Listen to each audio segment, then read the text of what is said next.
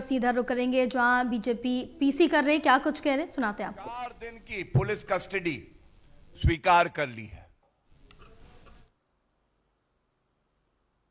आप भारत को नंगा करना चाहते थे राहुल गांधी जी, आज आप खुद राजनीतिक तौर पे पूरी तरह से नंगे हो चुके हैं। आप संविधान को दिखाते थे,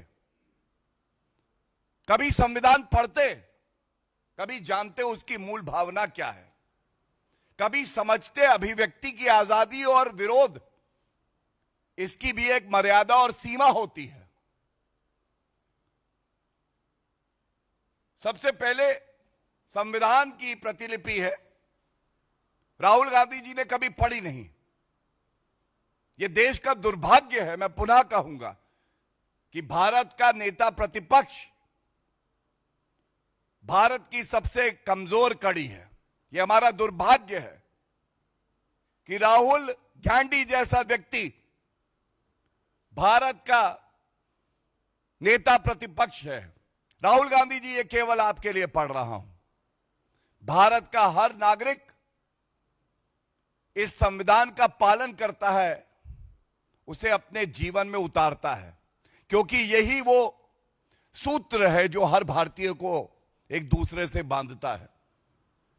अभिव्यक्ति की आजादी, विरोध करना, यह अनुच्छेद 19 में आता है। अनुच्छेद 19 कहता है,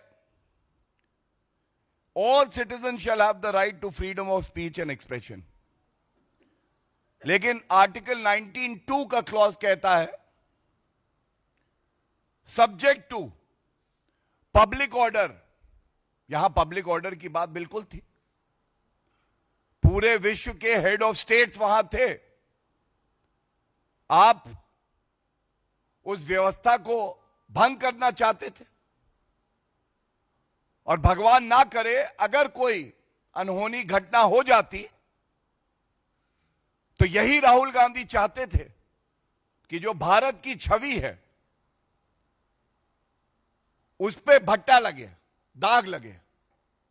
लेकिन साधुवाद है दिल्ली पुलिस का, सुरक्षा कर्मियों का, उन्होंने इन सभी अराजक तत्वों को पकड़ा और कोई घटना ना घटे, यह सुनिश्चित किया। दूसरा, डिसेंसी। एआई समिट, पूरे विश्व की एआई समिट भारत में हो रही है। 20 राष्ट्र अध्यक्ष भारत में हैं। आपको विरोध करना था, डेजिग्नेटेड साइट्स हैं दिल्ली में, वहां जाके विरोध करते।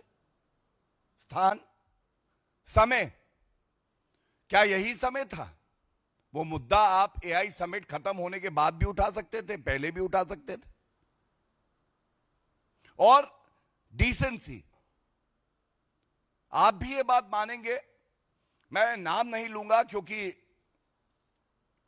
दुर्भाग्यपूर्ण है कि राहुल गांधी के इशारे पर कांग्रेस के प्रवक्ता प्रधानमंत्री जी के लिए अब शब्दों का प्रयोग कर रहे हैं। अपने प्रधानमंत्री को कह रहे हैं ऐसा प्रधानमंत्री, वैसा प्रधानमंत्री, और जिस शब्द का वो प्रयोग करते हैं वो नंगा है, नंगा। तो मैं पूछना चाहता हूं, राजनीति में ये तो जेंडर न्यूट्रल है ना, लिंग तटस्थ, महिलाएं भी भागीदारी लेती हैं। कितना शोभनीय है कांग्रेस पार्टी की नेत्री आके ऐसे शब्दों का प्रयोग कर रही है। क्या ये लोग चाहते हैं कि कांग्रेस पार्टी में कोई महिला नेत्री ना आंदोलन में आगे आए, ना वो सम्मिलित हो बैठकों में? और ये कांग्रेस की नेत्रियां कह रही हैं भारत के प्रधानमंत्री जी के लिए। ये बहुत ही दुख की बात है। और जैसा मैंने आपको बताया, पब्लिक ऑर्डर, डिसेंसी और थर्ड, मोरालिटी, सदाचार, शिष्टाचार। पूरी कांग्रेस निचोड़ लीजिए, पूरे नकली राहुल गांधी को निचोड़िए। एक बूंद अगर नैतिकता, सदाचार, शिष्टाचार की आपको मिल जाए तो आप कहिएगा यह है नेता प्रतिपक्ष। ये संविधान है, इस संविधान की आपने शपथ ली है राहुल गांधी जी, और कलंक है आप भारतीय राजनीति पर, कलंक है आप।